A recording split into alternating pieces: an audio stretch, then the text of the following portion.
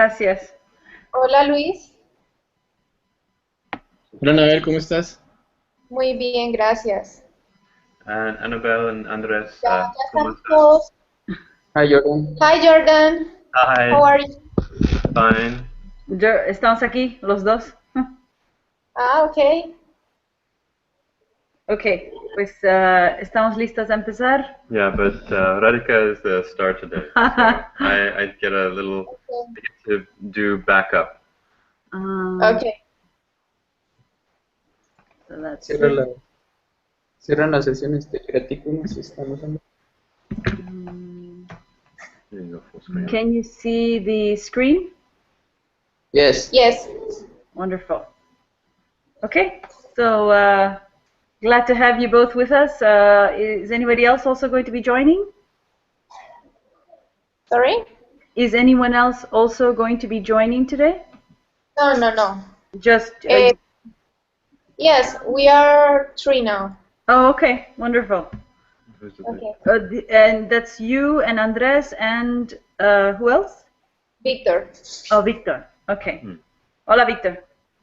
Hi, how are you? Wonderful. How are you? Fine, thanks. Very good. So let's get started so that we have enough time for the presentation. So last week, Jordan was talking about key metrics to optimize for mobile games, and we will discuss user acquisition metrics and user engagement metrics and how various marketing techniques applied in each of these areas can boost these metrics. So this will be the focus of today's presentation. And then on Friday, we will focus on the user retention and monetization metrics aspect of the metrics that we would like to optimize for mobile games. Is that all right? Okay.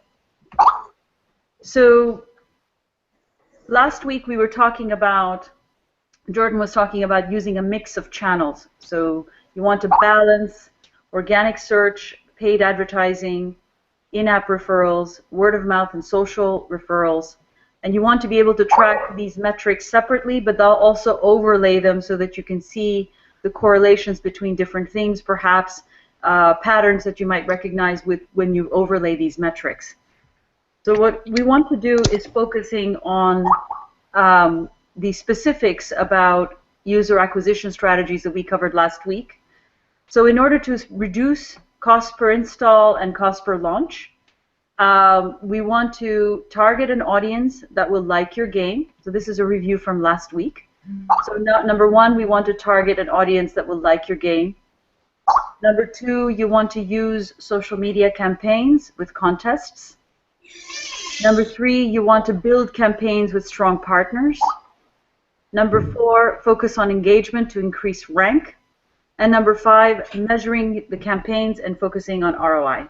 So these we covered last week. Obviously, the cost per install and cost per launch, since those are rising, since they are increasing, we want to make sure that we keep these costs as low as possible. So when you look at the numbers and how they play out, say for example you have 100 users and the cost to acquire each of these users is say $20. That means, and then each of these users will then spend say, I don't know, $25. So you know, when you look at what each of these numbers mean from translating what that net impact is going to be, you take the 100 users, you take the cost to acquire, that's 20, so that's $200 that you're spending for these 100 users. Did I do the math right? 2,000, I'm sorry. 2,000, I didn't do my math right. $2,000, I thought that doesn't sound right. $2,000 to acquire these users. If each of these users is, say, spending not even $25, let's say they're spending a lot less. Let's say they're spending $15 per month. You're only making $1,500 for these users, and you're spending $2,000 to acquire them. So from a numbers perspective, you want to make sure that you're exceeding what you're making with these users versus what you're having to spend to gain these users, right? From a business perspective. Does that example make sense to you? Any questions with that? No, it's okay.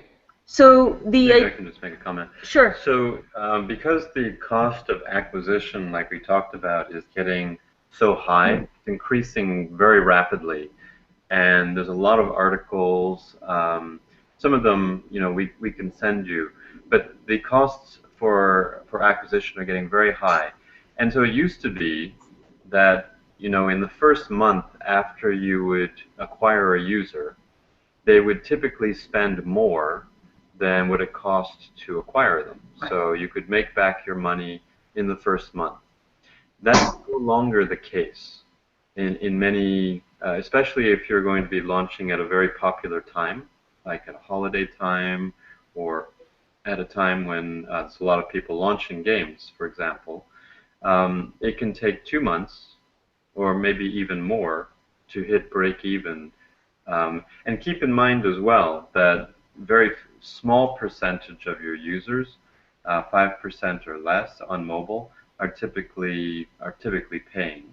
So you have to usually go through a long period of time before you actually start making money on your game. So if the game is only going to be around for 6 months, it's possible that you will never make any money on the game. So that's why these user acquisition strategies and what Radhika is talking about in terms of CPI and cost per launch, getting those down as low as possible are so critical. Thanks. That was actually a good way of explaining the impact of why you want to keep these user acquisition costs low so that you can maximize the revenues that you're making with the user base. So, one of the things that I wanted to mention is that, you see a lot of major brand game developers like King Digital, Disney, Warner Brothers, and Zynga spending quite a lot on install ads. And the cost of ads is being driven up. A lot of the major game developers are using Facebook as a key channel, for example, because Facebook allows you to target the right kinds of users.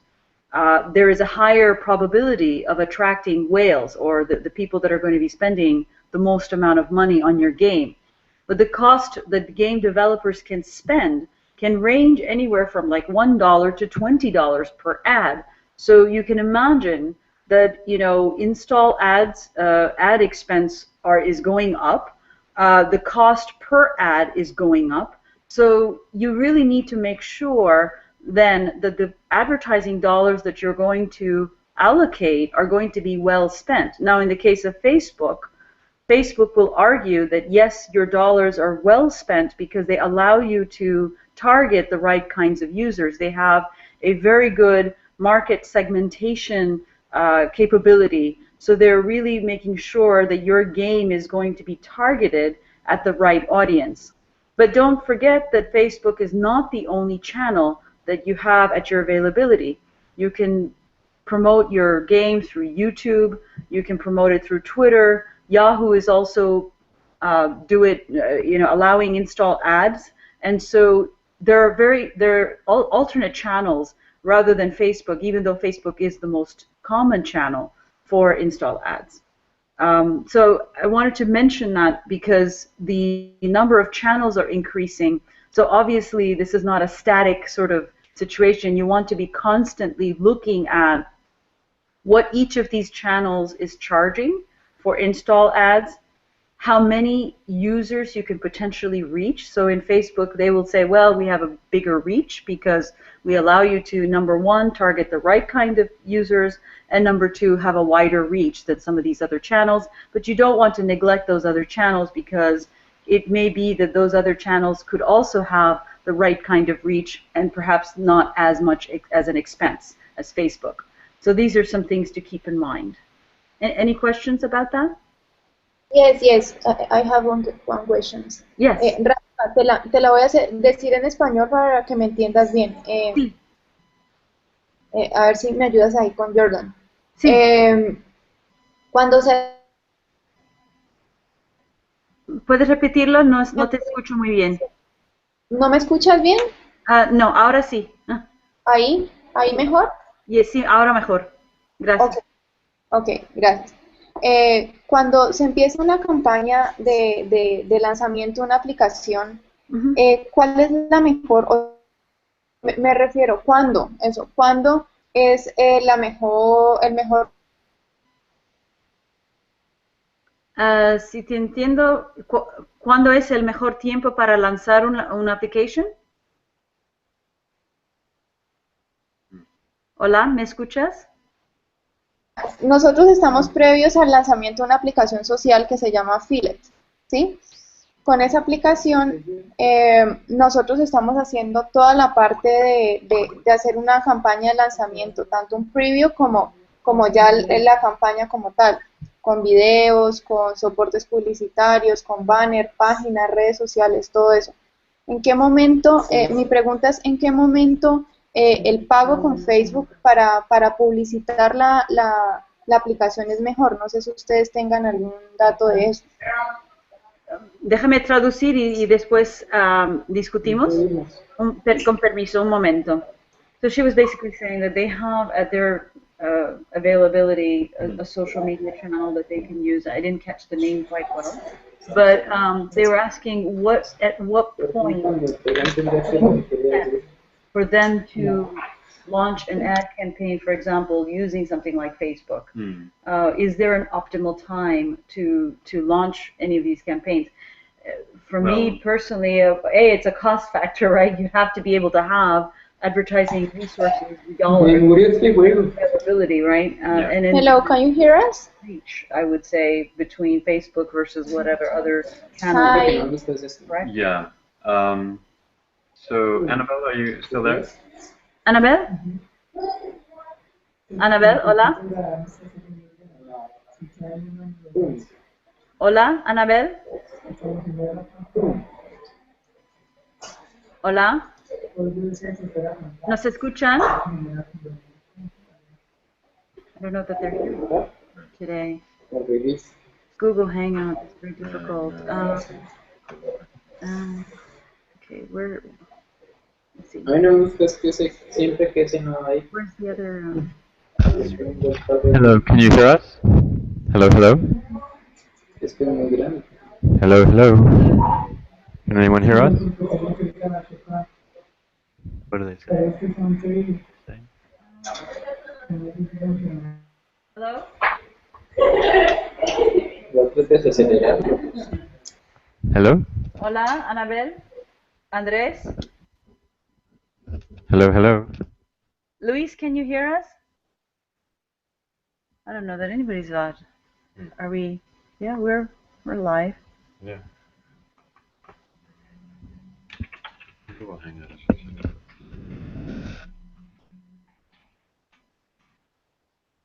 They're not able to hear us. Hmm. Okay. Maybe just stop sharing. Let me. It's down at the bottom. Hola. Hola, ¿nos escuchan?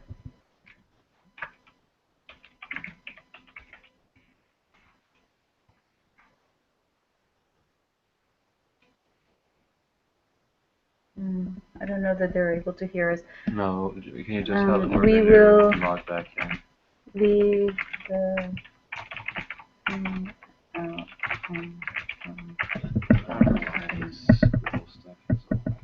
Okay, so let me hang up.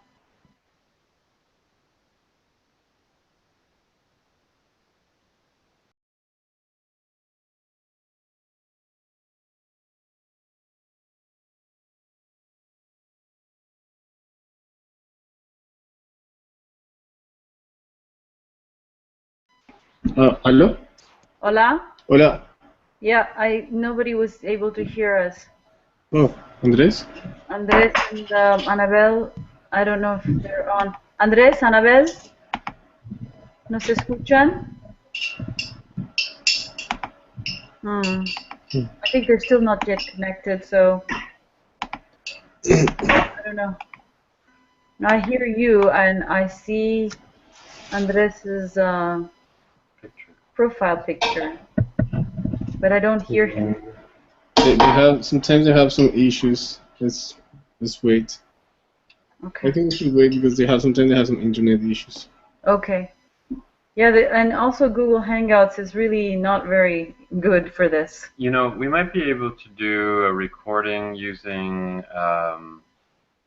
a different program with Skype, because I don't think Google Hangouts works very well. It's getting very frustrating working with it. Luis, are you there? I think we lost Louise. Oh, sorry, I was muted. Oh, Yeah. okay. Yeah. No, it's more their connection. They always have weird connection. Oh, really? Yeah, because between us, Andres is back. They're back. Okay. Hola. Andrés. Hola, ¿nos escuchan? There you go. Sí. Por fin, gracias. Tenemos problemas con la red, no sé qué. Answering the question. Sí, vamos a Pasa. responder a la pregunta que nos pusiste. Um, So we'll just discuss the question. If we understood you correctly, you have access to a social media channel, but you're also, and you're doing various things, initiatives with this social media channel. But your question was specifically, is there a ideal or optimal time for launching a ad campaign with something like Facebook? Yes. Did I understand your question correctly, Annabelle? Yes. Yes. Yeah, it's like the time, the right time when you have to invest in Right. a company on Facebook, right? Right. Yeah, I think there's some things that, you know, are important to keep in mind. So, usually holidays are a good time to launch just from people being interested and having free time. However, everyone thinks the same thing. And so as a result, like we discussed previously, the highest rates for user acquisition come at holidays. So even though they are a really good time because people are in a game-playing mood, it's also the most expensive. So it may be better to go at a like usually the summertime is very good. Summertime is good because it's a long period of time, and you know there's a lot of people that are taking vacation, and kids are off from school and things like this, and it's not like the entire period of time rates are going to be very, very high, right? Because it's too long. Usually people will focus at some point on like a holiday, but over the summer they can't focus on every day. Exactly. So the rates will be higher in summer than say the rest of the year, but just a little bit higher. So summer would be, for example, good. Then, maybe going with other periods of time which are near holidays but not at the holiday, maybe just after it or something like that could be a good choice as well. But I think something that's more important than the timing is making sure that the campaigns work together. You don't want to just go with one channel.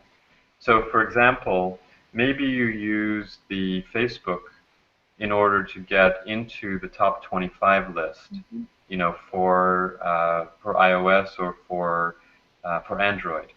And so as a result, you power up the rankings very quickly because Facebook is going to be pretty good in terms of getting user acquisition.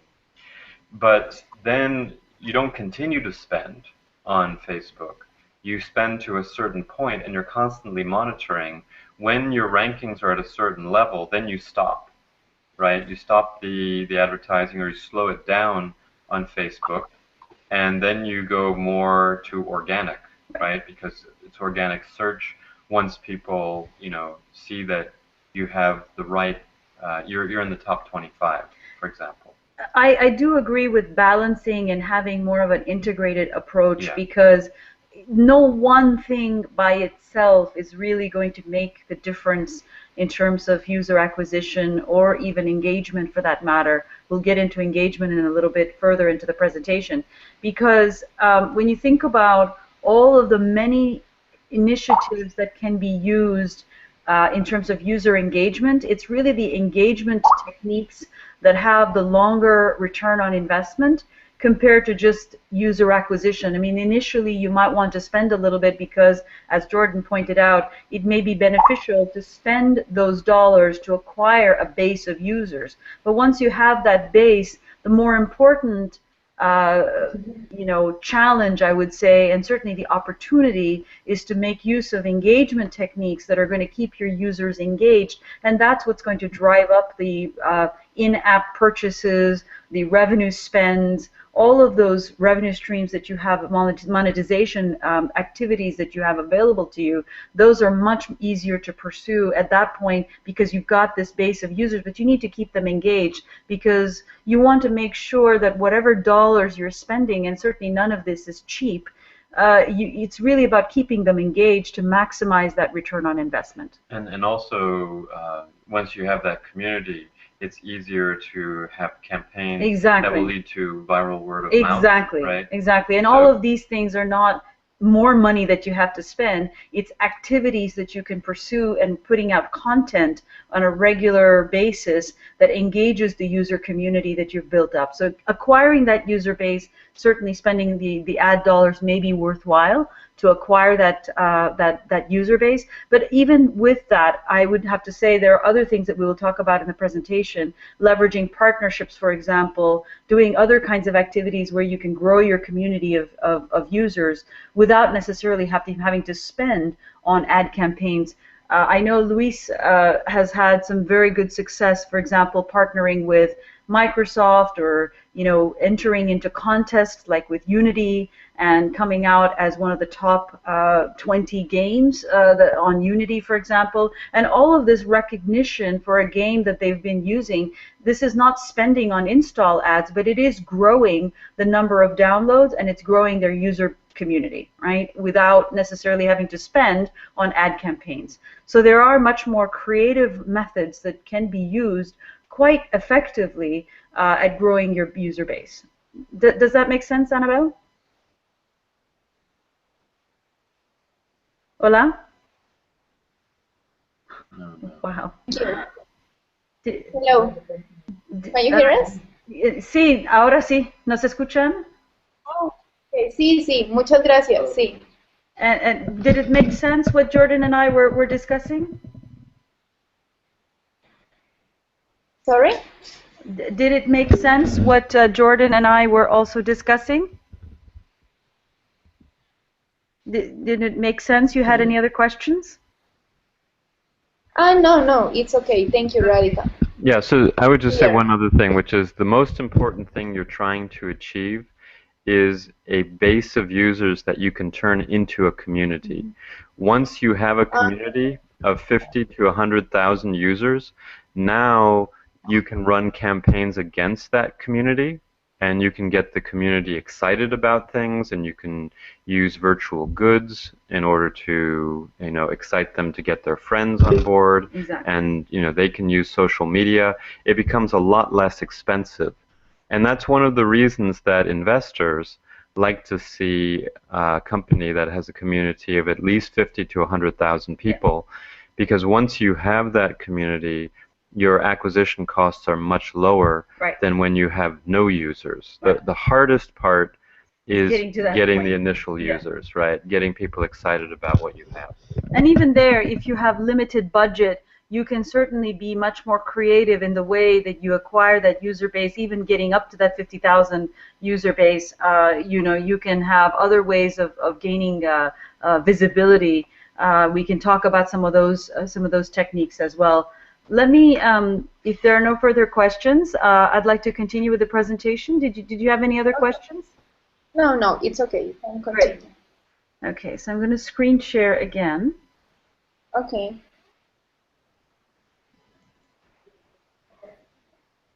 Does everybody see the screen? Yes. Okay. So, how do you go to the next slide?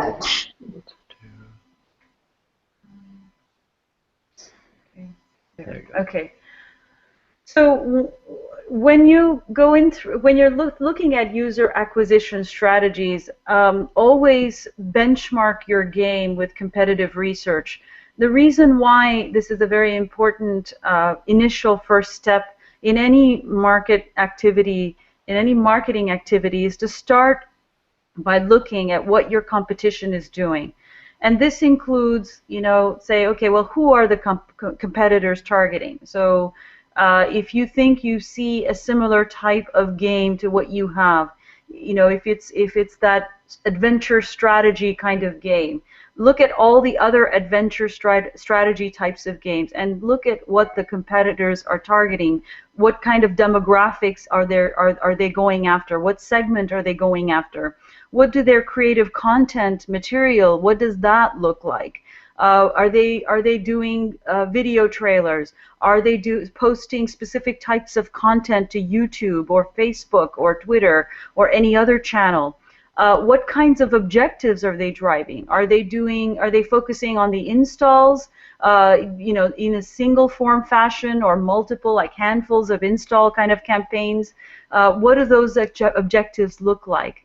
And so you start developing a list of possible avenues that you also might be able to take advantage of because other people, your competitors with similar types of games, are experiencing some success with.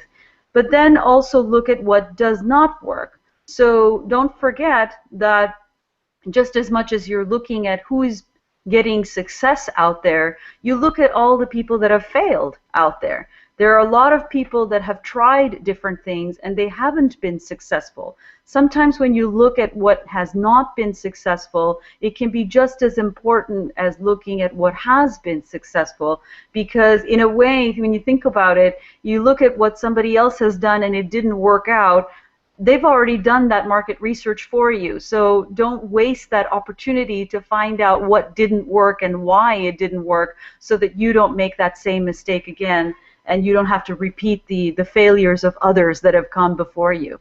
So always benchmark your effort at what works, what doesn't work, what the competition is doing out there, and also what the market is bearing. Any questions about that?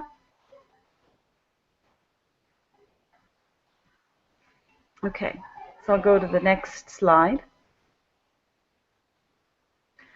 So when you think then about user acquisition... It's okay. Annabelle, did you have a question? No, it's okay, thank you. All right, very good. Okay. So as we said, one of the things that we want to focus on is offsetting the rising cost per install and cost per launch costs so that you get paying users, right? When you look at a lot of the games currently, how are they positioned? Most of them are free to play. So the way that you monetize these free-to-play games is really through the in-app purchases, right? Or paid advertising, for example, that within the games that is being able to offset your costs of acquisition. As Jordan mentioned last time and then just now, only about 5% or less really are going to convert. So once again, building that user base to the 50,000 plus and 100,000 plus in terms of a user community, that's really what your focus is going to have to be in order to offset your rising cost per install and cost per launch. When you look at advertising, you really have a choice between, there are differences between, say, running full screen versus banner ads.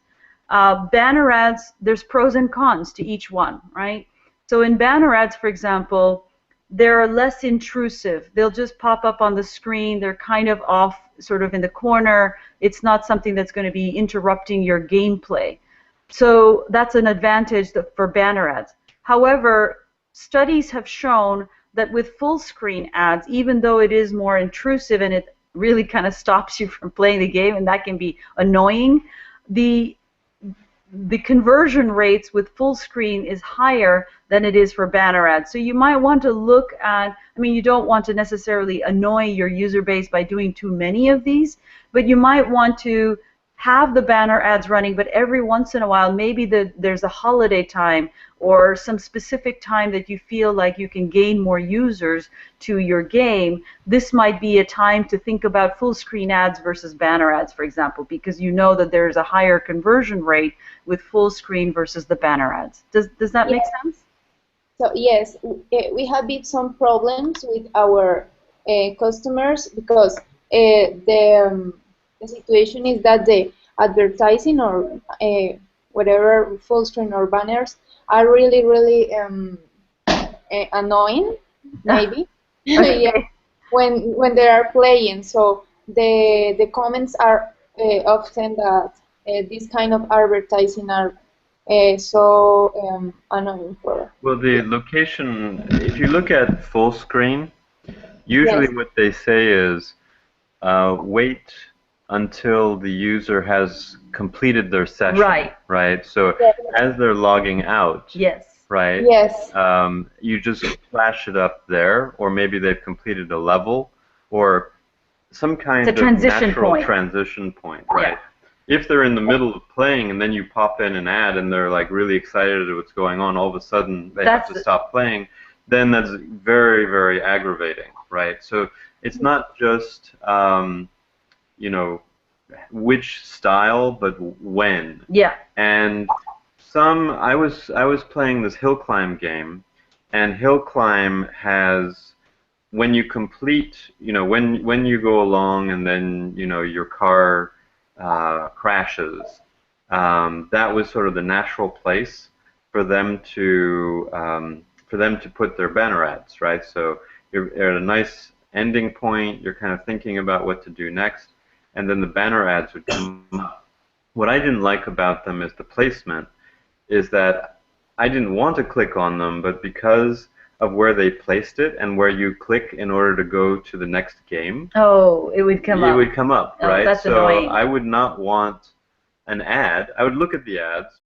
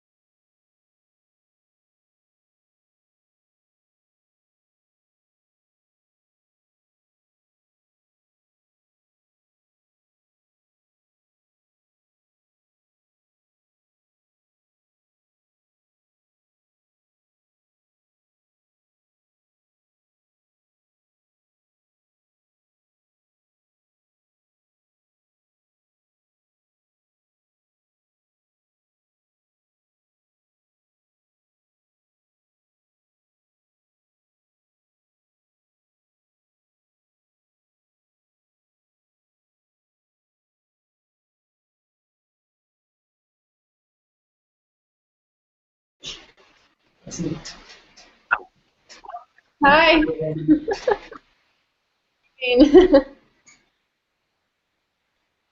No, the last